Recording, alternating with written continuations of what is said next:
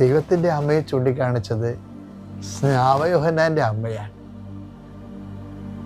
എലിസബത്താണ് പറയണത്, എൻ്റെ കർത്താവിൻ്റെ അമ്മ എന്നെ കാണാൻ എനിക്കെങ്ങനെ യോഗ്യത.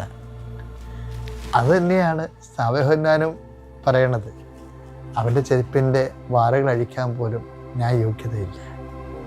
ചൂണ്ടിക്കാണിച്ച രണ്ടുപേരും തൻ്റെ അയോഗ്യതയാണ് മനസ്സിലാക്കിയത്.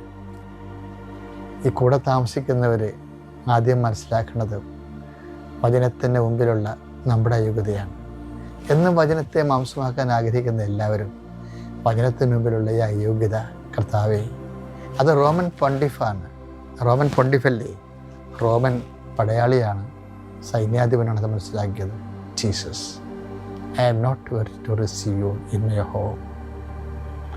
അങ്ങനെ അനുതാപത്തിൻ്റെയും അയോഗ്യതയുടെയും ഏറ്റുപറച്ചിലിൻ്റെയും ആദ്യ പടി ആണ് നീ അനുതപിക്കുക, വചനത്തിൽ വിശ്വസിക്കുക എന്ന് പറയണം.